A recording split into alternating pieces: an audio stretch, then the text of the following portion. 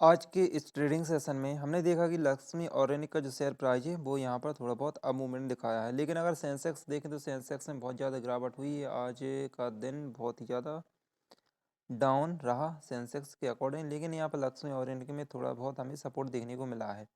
लेकिन यह एक टेम्परेरी सपोर्ट है, क्योंकि अगर हम यहाँ का देखें तो इसने कंसोलिडेशन दिखाया था 1 बजे तक, और इसके बाद यहाँ पर थोड़ा बहुत इसमें अप मूवमेंट देखने को मिला और इसके बाद फिर से यहाँ पर इसमें डाउन पोजीशन पर आ गया है यह कंपनी।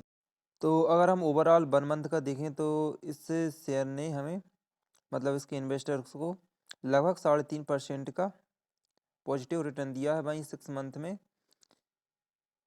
-3.37% का रिटर्न दिया है। और 1 ईयर यील्ड का देखें तो -20%। तो यहाँ पर अगर हम बोलें तो यहाँ पर लगभग 6 मंथ से यह शेयर कंसोलिडेशन में चल रहा है। 300 के नीचे यह शेयर चल रहा है और यहाँ पर थोड़ा मूवमेंट दिखाया था और इसके बाद से फिर से यहाँ पर कंसोलिडेशन में चल रहा है।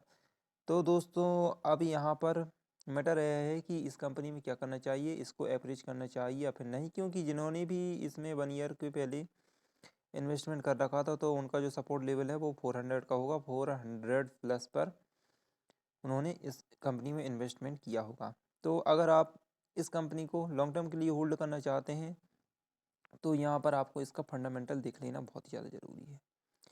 क्योंकि अगर इसका हम सेल्स देखें तो सेल्स डाउन चल रहा है, मतलब कि माइनस में चल रहा है। माइनस में मीन्स यहाँ पर जो इसका सेल्स है वो डाउन होता जा रहा है। यहाँ पर देखिए 880 करोड़ था मार्च 2022 में, जून 2022 में 756 करोड़ रह गया और वहीं सितंबर 2022 में 652 करोड़ रुपए रह गया है। तो यहाँ पर देखिए माइनस में अब सेल्स होती जा रही है इसके अकॉर्डिंग यहाँ पर। और अगर ओपीएम देखें तो ओपीएम 13% से सीधे 4% पर आ चुका है। तो यहाँ पर बहुत बड़ी गिरावट ओपीएम में देखने को मिली है।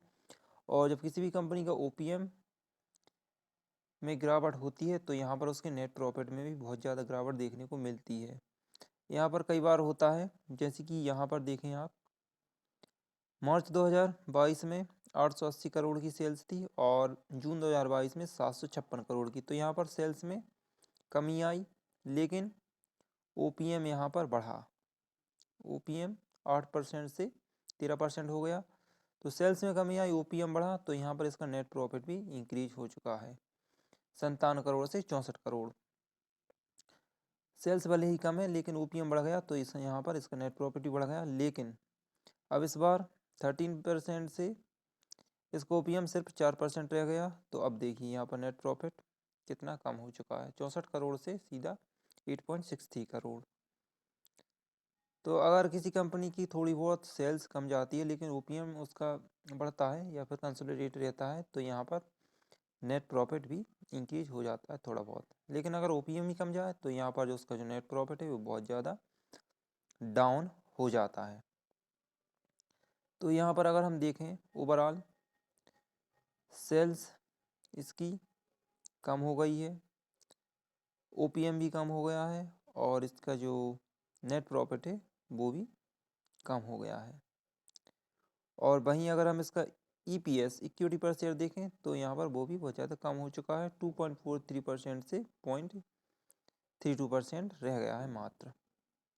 अगर प्रमोटर्स का देखें तो यहाँ पर प्रमोटर्स 72.53% से घटकर 72.51% रह गया। हालांकि थोड़ी सी मेजर थोड़ी सी माइनर यहाँ पर कमी हुई है, लेकिन हुई है।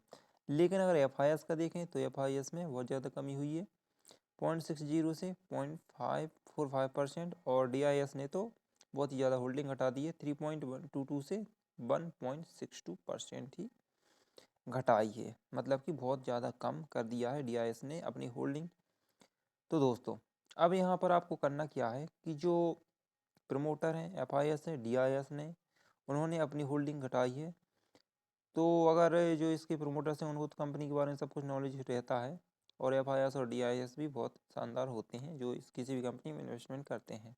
तो जब यह अपनी होल्डिंग घटा रहे हैं तो इनको पता था कि यहाँ पर कंपनी का जो शेयर प्राइस है वो डाउन हो जाएगा। मतलब कि कंपनी के जो सेल्स है वो डाउन हो जाएगा, इनको ऐसा अंदाजा था। तो उससे पहले इन्होंने यह होल्डिंग हटा दी थी और जब इसका रिजल्ट आया तो यहाँ पर बहुत ज़्यादा इसमें गिरावट देखने को मिली। 400 से यह शेयर सीधा 300 पर आ गया। तो ये रिजल्ट पहले शो हो गया था और जो इसका सेल्स का रिजल्ट है वो बाद में शो हुआ था।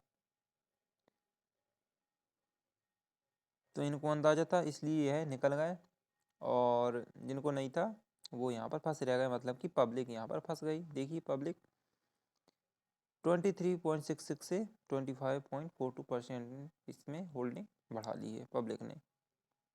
पब्लिक को अच्छा खासा नॉलेज नहीं होता किसी भी कंपनी के बारे में, इसलिए यहाँ पर होल्डिंग बढ़ जाती है।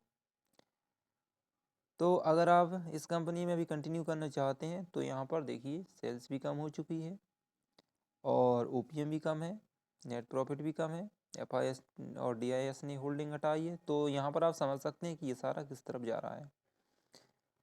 अगर आप इस कंपनी के लॉन्ग टर्म होल्डर हैं तो यहाँ पर आपको एक बात समझ लेनी है कि सभी कुछ माइनस में जा रहा है, तो इस कंपनी से एग्जिट करना ही बेहतर होगा फिलहाल में, अगर हम इसके अभी वर्तमान रिजल्ट को देखें। लेकिन ऐसा भी हो सकता है कि फ्यूचर में यह कंपनी कोई अच्छा ग्रोथ दिखाए। यह केमिकल बेस्ड इंडस्ट्री है जो कि एथाइल एसिड और एसिटिक एसिड में अपना व्यापार करती है। लगभग 30 कंट्रीज़ में इसका बिजनेस चलता है। लेकिन बिजनेस कितनी भी कंट्री में क्यों न चले, अगर उसमें जो सेल्स है उसकी इंक्रीज नहीं हो रही है तो डेफिनेटली उसका जो एक्सपोर्ट है वो भी यहाँ पर ठप हो जाएगा। तो अब फैसला आपको करना है, मैंने इसका एनालिसिस कर दिया है, आपको इससे एग्जिट करना है या फिर इसमें अपना जो पोजीशन है वो बनाकर रखना है। तो अब इस कंपनी के बारे में जान लेने के बाद अब हम एक ऐसी कंपनी के बारे में जानेंगे जो कि अच्छा खासा स्प्रेड दे रही है। तो चलिए उस कंपनी के बारे में भी जान लेते हैं। तो दोस्तों इस कंपनी का नाम है एसटी कॉरपोरेशन। अगर आप इस कंपनी में इन्वेस्टमेंट करते हैं तो 2:10 का आपको स्प्लिट मिल जाएगा।